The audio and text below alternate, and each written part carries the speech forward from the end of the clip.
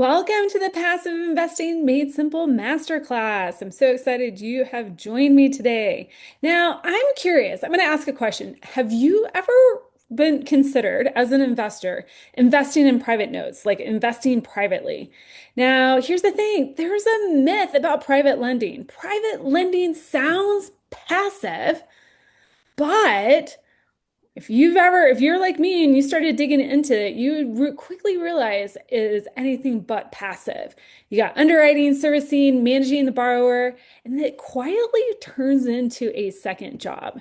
And so by the end of today, I'm going to help you understand what private lending truly is and what it's not, where the risk lies in private lending, in four smarter ways that you can earn 8 to 12% or more in 2026 through passive lending.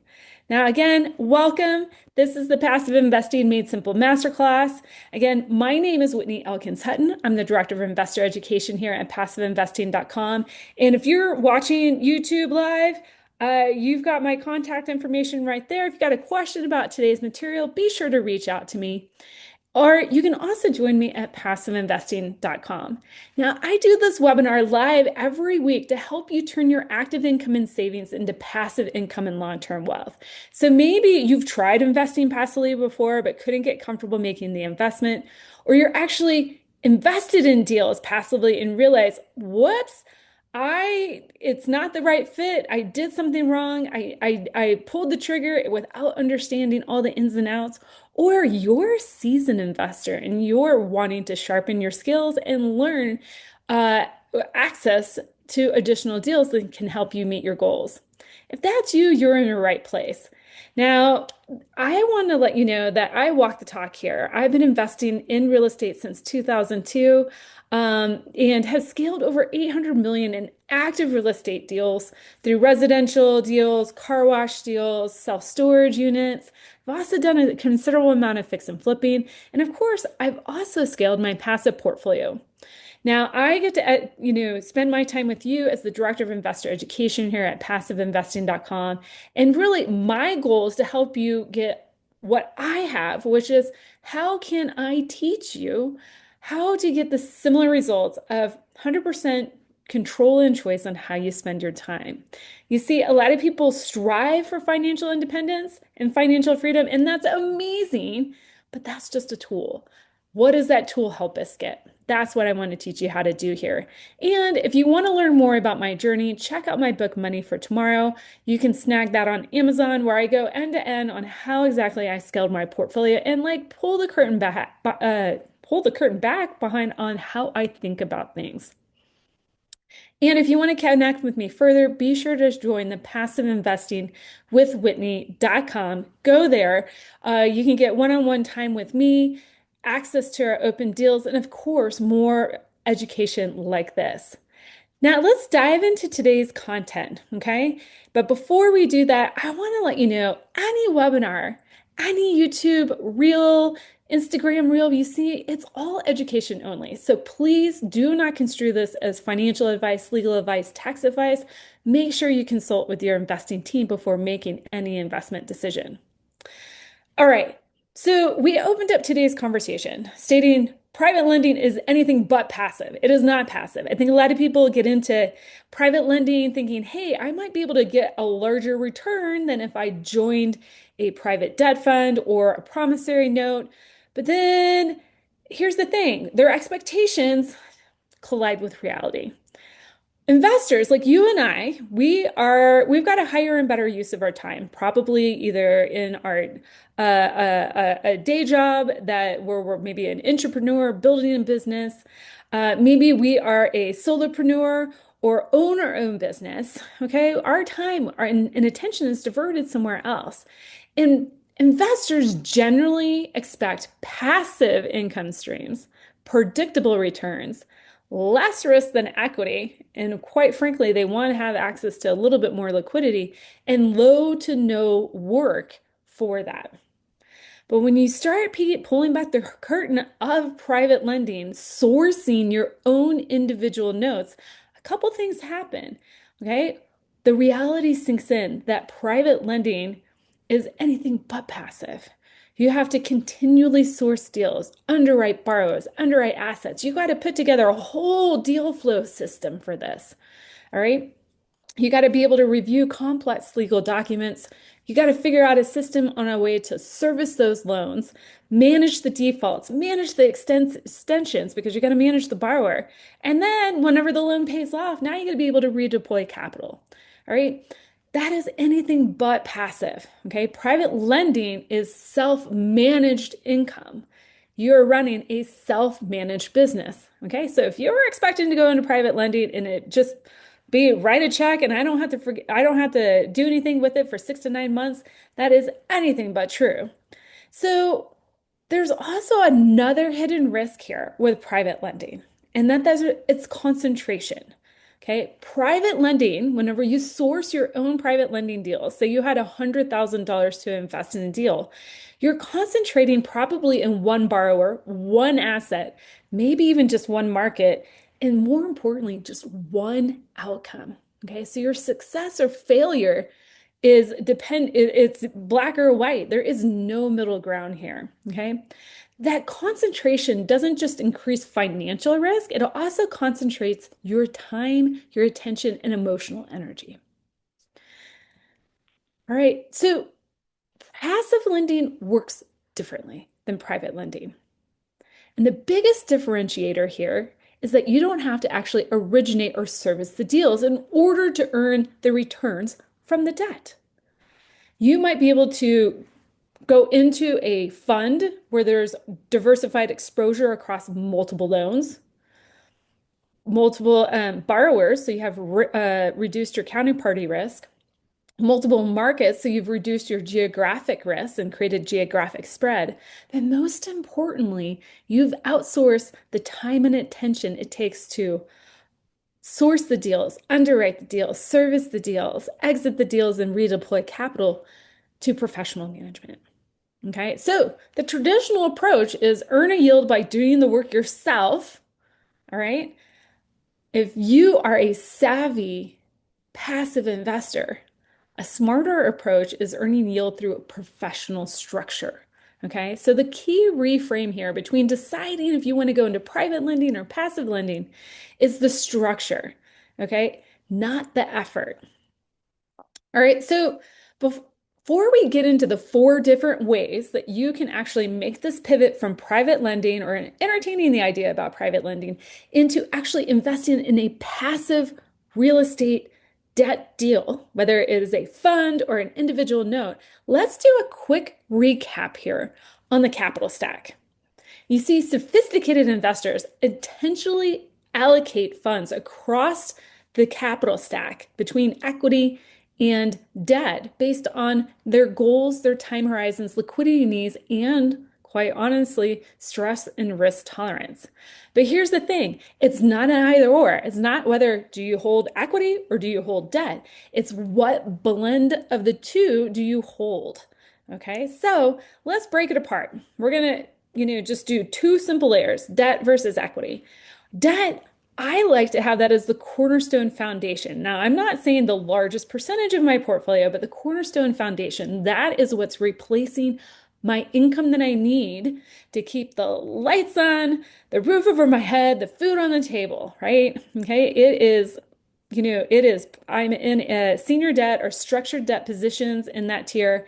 I get priority payment. It comes in like clockwork. There's protections in place. And yes, I don't get any upside on the deal. I know this. And I don't get any tax benefits. Again, I know this because I'm blending my portfolio together to add in the equity. Once I have that tier satisfied with the debt, now I have license to go into equity deals, whether it be preferred equity, common equity deals where I can earn the upside potential, tax benefit potential, and I do get the volatility. Okay. I am able to take on that risk. Okay. But here's the thing. There's a very important clarification here. Just because you go into debt doesn't mean you eliminate risk. It just changes where the risk shows up. So I want to redirect you back to our YouTube page, our passive investing dot-com page on YouTube, where I've done many webinars on how to evaluate debt deals. Okay. That doesn't mean that you eliminate all risk. It just, you need to understand where the risk shows up. All right. So if that is kind of like our little refresher, if I'm saying here private lending is anything but passive, okay, what are all my alternatives? Okay, well, I'm going to show you four today. But before we get into that, I need you as an investor to ask one big question. The capital you have in your hand to deploy, what is that capital doing? Okay. So is the capital meant to create income now or later? Write that down. Is the capital meant to provide liquidity in the next 12 to 24 months? Okay. Yes or no? Write that down. These are going to be critical as we go into identifying or working through our four different options where we can go. Am I protecting capital, growing it, or replacing income? Okay, again, what am I expecting this money to do right now for me in today's timeline? And how much time and attention do I want to give this investing this capital? Okay, so if you don't want to give much time and attention, private lending is off the table. We need to go passive. So stay tuned here. The key reframe here is different capital has different jobs. Okay, different structures solve different problems. So as we go through our four different options here today, I want you to think of the questions that you answered here on this slide to help inform what might be the best fit for you as you move forward into 2026. All right, so our first option is debt funds. Okay. A debt fund is quite honestly the simplest, most diversified entry point for truly passive lending. Okay. The goal of a debt fund is to generate steady, diversified income through professionally underwritten loans. All right. Typically, most debt funds I see out there are fix and flip or mixed asset funds that have a general timeline for the loan of 3 to 18 months. So you have a pool of loans, and each individual loan is somewhere between 3 to 12 months, 3 to 18 months at the very longest. All right. Now, the risk profile here is that it's generally this type of debt fund is a lower risk than a lower risk via senior lending. It's diversified across borrowers, assets, and markets. Okay, returns are capped potentially, right? You might only earn like 8 to 10% on this type of debt fund, but you got downside protection. Okay, downside protection is prioritized in this type of fund. And this type of fund is best for somebody who needs predictable income without the active involvement, diversification without managing individual loans. Okay, so we're saying bye-bye to private lending here. And then mid-stage investors who are balancing growth with preservation. This type of fund is not for you if you are an investor who's seeking equity style upside or need daily liquidity. All right, so the average return rate in this type of fund is about 6 to 10%, and it will vary by the asset volatility, the actual volatility of the assets that are being held there, right? So if you've got a short, very lipstick on a pig type fix and flip, okay, that's going to be a lower rate of return versus a ground up development type deal, which is going to command a higher rate of return. And it's also going to be dependent on the lockup. The shorter the lockup, or if you have no lockup, right, your risk is reduced, so you're going to have a lower return profile versus if the fund asks you to lock up your funds for 12, 14 to, or excuse me, 12, 24, or 36 months, you could probably command a higher return. All right, so this is really for distributions and liquidity, monthly or quarterly distributions, annual or quarterly annual redemption windows, but it's all subject to the fund terms. Okay, now options two or three, I kind of smashed together because options two or three are going into individual notes, structured debt like promissory notes. But you have two different options. You can either go into a promissory note that gives you what we call current pay, meaning you do get a distribution every single month or quarter versus a deferred pay tier where you're going into a note and you're actually earning your return at the very end of the note. Maybe the note's 12 months, 24 months, your return is accumulated to the end. Now, the goal with these type of structured debt options is still to generate predictable fixed returns and provide regular income distributions, either through current pay options or higher yield distributions through deferred compensation at the end. Now, the risk reward profile here. You're going to get a fixed return with one note structure. Okay, so we're a little bit more, we're in between a debt fund and a yield fund. Okay, so here we're taking on a little bit more concentration for a higher risk profile. Okay, the risk is tied to the underlying collateral and the borrower.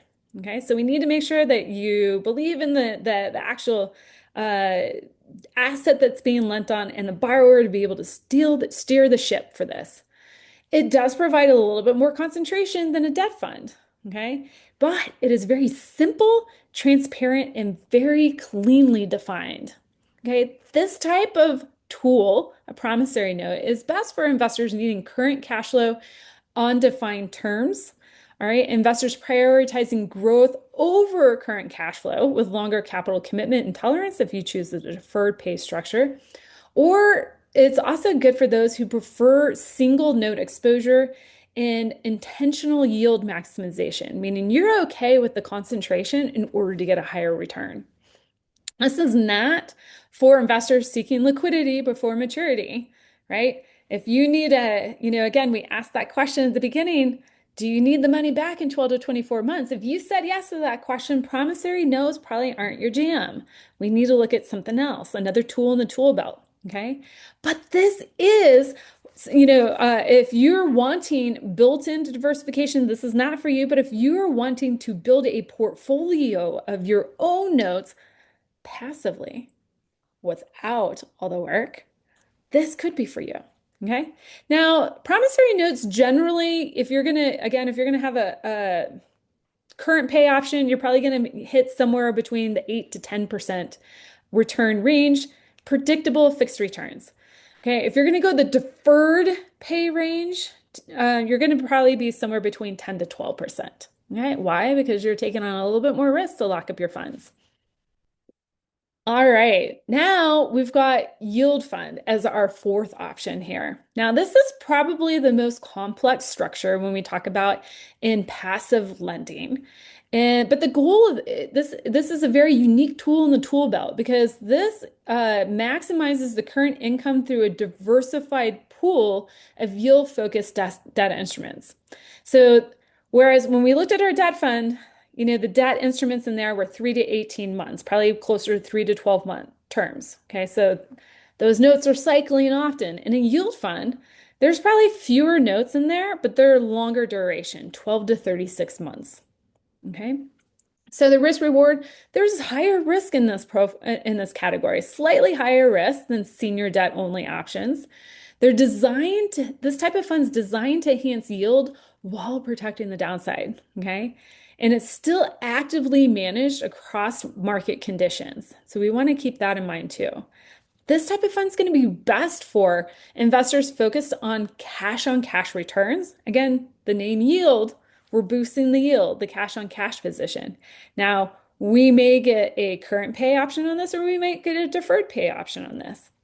But this is also there's multiple notes in this fund. So you get that diversification across commercial assets. And this is great for somebody who's comfortable with layered risk structures, meaning one deal might be a 12-month note, another deal might be a 24-month note, another deal might be a 36-month note. Okay, those notes are going to exit at multiple timelines and have multiple complexities to them.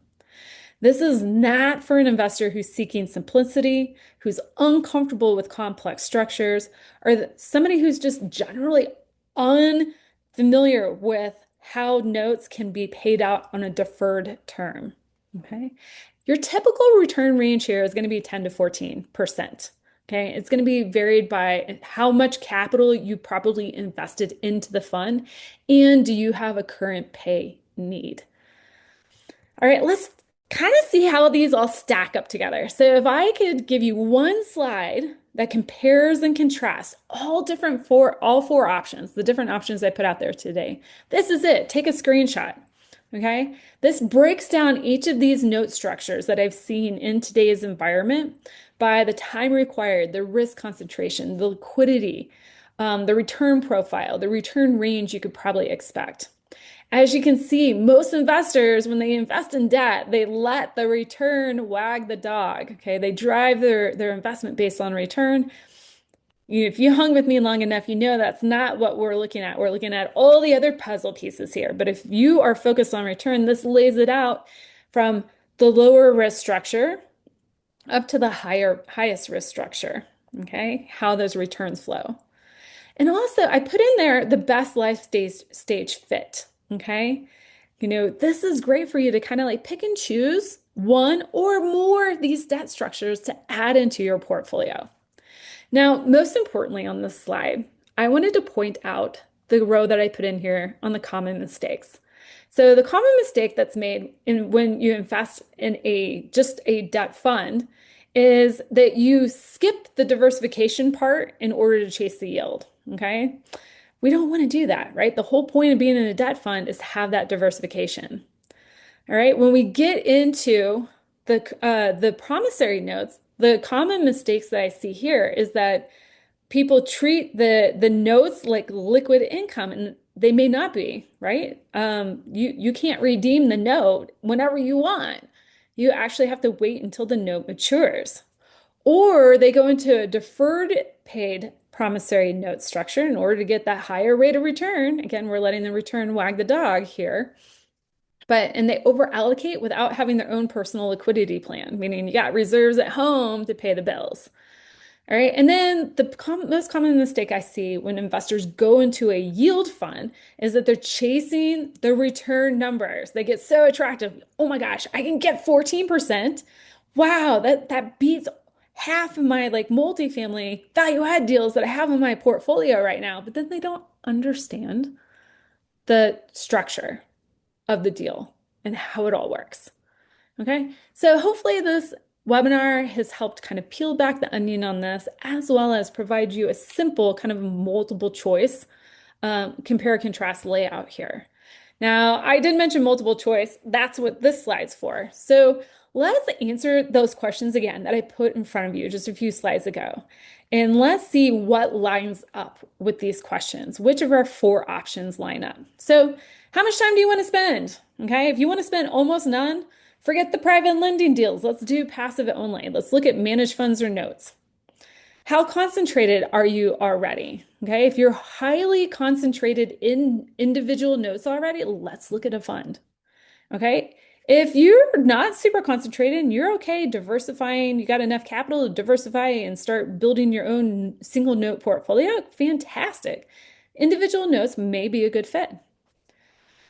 Another key question here, when do you need the capital back? If it's less than 24 months, okay, and you need that flexibility, okay, a debt fund is the clear winner here. A debt fund with a clear redemption structure is the clear winner here.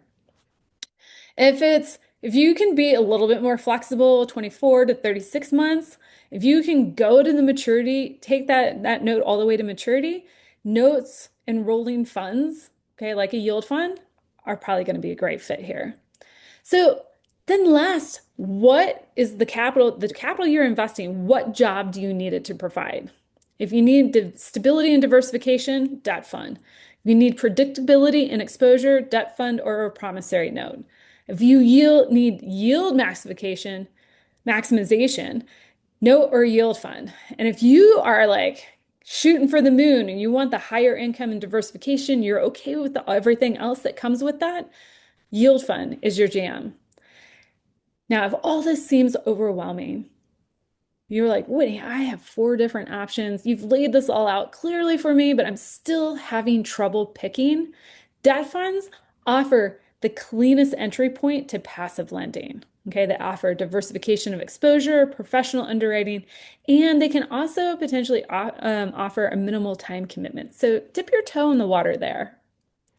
All right. Now, if you're here live, we're about to go to the Ask Me Anything part of the show. If you have more questions, follow me, join me at passiveinvestingwithwhitney.com. Let's hop on a call and discuss which of these four options fits your portfolio in 2026 right now.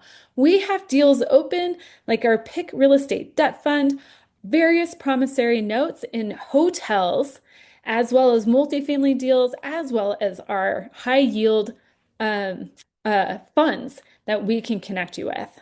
All right, guys, if you're here live, don't go anywhere. Let's start the Ask Me Anything part of the show.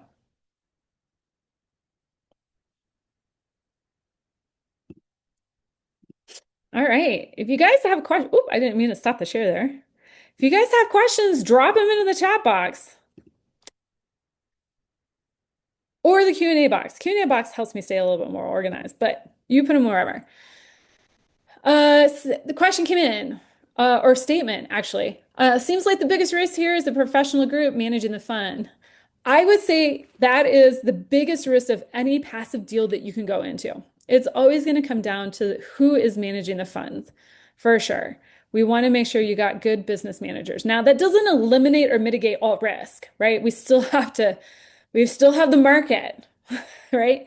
So the biggest risk are, actually, I'm going to back that up. The biggest risk is you as an investor understanding your goals, your risk, your timeline, and picking the right deal. Let me say that again. Me as an investor, I'm my biggest risk. I have to understand my goals, risk, and timeline. Once I understand that, now can go to the operator, which is my second biggest risk. Okay. And then I get to match it up with the deal, market timing, all that sort of stuff. Now, to follow up the actual question here is how do you evaluate groups offering debt funds? I've got a video on that. Email me if anyone's interested in that video link. It's on our passiveinvesting.com page where I go through how to underwrite everything about debt funds. Email me at passiveinvestingwithwhitney.com. I will share directly with you that webinar link for sure. Um, is a yield fund less risky than preferred equity? Oh my gosh, Mr. and Mrs. Anonymous, I wish I knew who you are. I wish I had a name. Um, uh, Technically, yes. Why is that? Is because if we go back to our capital stack, let me get here. We got to look um technically in the capital stack. Where do preferred equity deals sit? Preferred equity deals sit up here. They're equity. We are partners in a deal. We share the risk and reward with the operator. Yeah, we might get preferred terms, but we are a risk reward. If you're in a debt deal, you're an expense to the deal. You're a line item on that profit and loss statement. They got to pay you first before they get to reap any capital. So technically, yes, yield funds are less risky than preferred equity. Now, remember, we still have risk in debt, right? We got operator risk, we got market risk, we've got the asset risk, right? We've got all those different things that we need to check off. But just by where we sit in the capital stack, we can mitigate some of that risk for sure. So, but if you're in a preferred equity deal and you're okay with the volatility up there because in trade for like tax benefits and maybe some potential upside, cool, right? That's different because if you're in a debt deal in a yield fund, you're not going to get that. You're not going to get the tax benefit. The return is the return is the return, right? You're not going to get the upside, um, any upside to the deal either. So it really depends again on your goals, your risk, and your timeline. And again, I always drive home with all my investors. It's not a matter of either or, do I go into equity or debt? The answer is yes. We always say this in our household. Anytime somebody asks a question, you're like, well, duh, I would do both of those things. We always say yes. We're going to create a portfolio blend of both. Okay. Um, what are typical lockup terms in a debt or a note fund? Okay, so it depends. Again, it depends on what kind of asset we're going into. I'll speak in terms of our debt fund. Let me kind of speed up here. So in this is going to differentiate between operators, the assets in the fund, right? And just the overall structure of the fund. So if our debt fund, our pick real estate debt fund is fix and flip loans, okay? So those loan lengths are typically 3 to 9 months, okay? So generally, we've got funds rolling out all the time, every single month. We call it recycling of capital every single month. So For check sizes 500,000 and under, there are no lockups with us. Cool, right? You can go in the fund as soon as your funds are placed, you can call your capital due. I have 90 days technically, according to PPM, to get it back to you. Our average is somewhere around 14 to 21 days to get capital back for $500,000 or under. But then you have for investments above $500,000 with us, we got short little lockups. And then over a million, we typically have a year lockup. Now, other debt funds might lock you up to 6 months immediately right off the bat for any check size. Okay, we try to keep ours super duper flexible for our investors. Um, Now, a note. Okay, so that was the debt fund. Notes, individual notes. You are the bank for that note. You need to be able to write it out to maturity. Okay, funds generally can offer some sort of flexibility. Okay, especially if that's built into the structure. A note, you're the bank. So think about this. You go to get a mortgage on your house.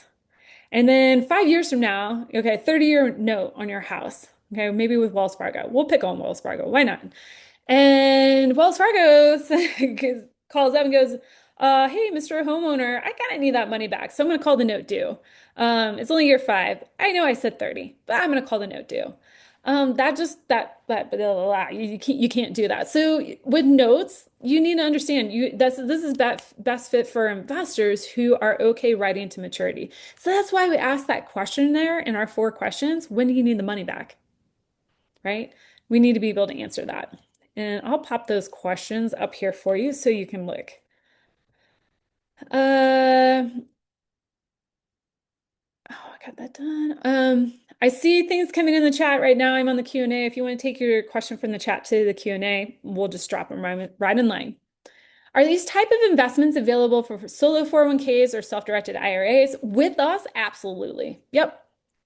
Our debt fund, our promissory notes, our yield fund, um, you know, doesn't matter to us. We will take, money. We can work with any of those, IRA structures for sure. Now you own the strategy. We'll take the check. Does that make sense? I'm happy to answer high level-ish strategy questions. Again, I'm not a financial advisor. Okay. Would you please summarize the general terms of 3 funds that you have? Oh my gosh. Okay. So, uh, yes, I will get to that in a second. So let's push a pin. I'm not gonna delete that question. We'll circle back to it. Uh, Over last 2-year trends, what is most for operator to raise capital? I have not seen more yield funds. Uh, I'm gonna extrapolate the meaning in that question. Um, I've seen probably 15 to 20-ish type of funds. I wouldn't, not all of them are called yield funds. Is called a yield fund. I've seen these type of funds.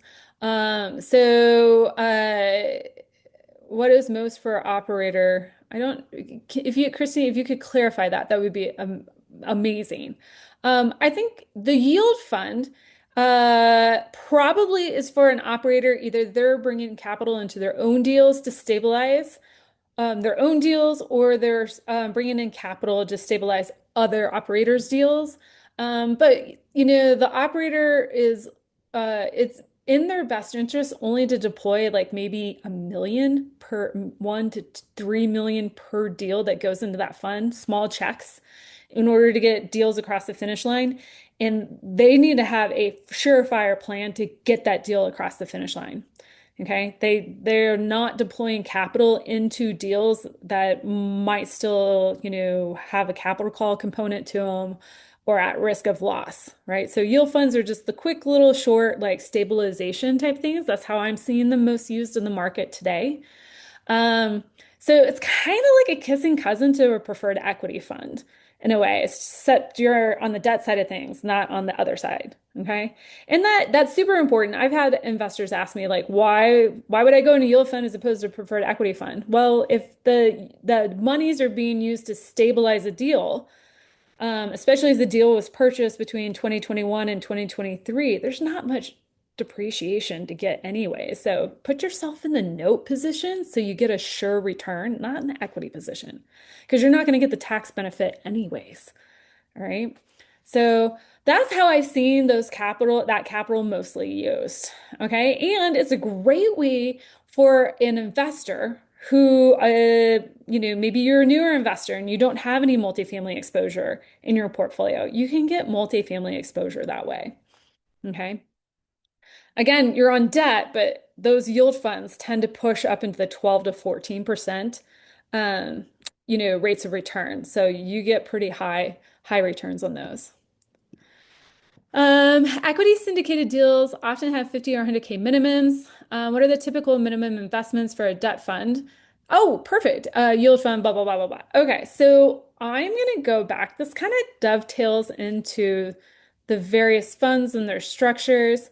So I actually, I actually created this slide. The debt fund is our pick real estate debt fund. I used, um, a combination of two notes to do the current pay and the deferred pay option here that we offer. And then the yield fund. Okay, so we have more than just four opportunities open. We really have five or six. And so if you're interested in an individual opportunity, if you want to see all of those opportunities, email me at whitney@passiveinvesting.com. I will send you all the offering memorandums and you can pick through them. Okay. But this isn't term so much, but like the comparison. Okay. If you want to discuss individual terms of deals, if you want to see the offering memorandum, email me, Whitney@passiveinvesting.com. That's the cleanest way that I can get you all that information. I logistically getting through five deals, all terms of five deals in 15 minutes, probably not going to happen. But here is kind of the compare and contrast of why you would go into that deal. Now, I didn't put in minimums here because that varies, across operators, across deal structures. But for our debt fund, 25K to get into the 6% tier, 100K to get into the 8% tier, 500K to get into the 9% tier, and 1 million to get to the 10% tier. For the two promissory note offerings that I put here, we typically start off with 50K at the 10%. Okay. And then like 250K to hit the 12%. All right. But that differs between the notes. Yield fund, again, 50K to get 10%, and then on up from there, 200K, 250 to get to the 14%. Okay. But if you want to look at individual deals, email me and I will be happily get you all of those offering memorandums. I'm going to switch to the chat real quick. What is debt to value of the asset invested? It depends. So it depends on, again, this is, we aren't talking individual investments. So the way I do the masterclass is I try, yes, I'm educating you. Yes, I'm probably pointing you in a direction on investments that we offer here, but we're not actually looking at an individual deal per se on the masterclass. So, yeah, it really, I mean, depends on which one that we're looking at. I want to say like on our hotel promissory note that we have, like when we bring in the promissory note on it, we're probably total in all debt 55%. So our investor is extremely well protected in that deal. Now that's going to differ, from, our multifamily note offerings that we have. Okay, so it really depends on the actual deal, and I'm happy to share all those details with you. It's just not the context of what we do on the masterclass webinars. We also on our website have our individual deal webinars, and that's where we're going to find all of that individual information. But I'm happy to send you whatever you need. Just email me at passiveinvestingwithwhitney.com. All right. We fired through a lot of questions here. What else can I help you guys with? Drop them in the chat box, or excuse me, or the Q&A box, and let's knock them out, knock out those questions. As always, I always ask, what did you love? What would you love to see? That helps me put together good information for you that you can actually use to craft your own portfolio, scale your portfolio, choose the best deals for you. But most importantly, help you make good decisions. Oh, somebody said you're awesome. Thank you. I, yeah, it takes a lot of energy to put these things together, and I'm always happy to do that. Thank you so much for the feedback. All right. Um, we got more time. Yes.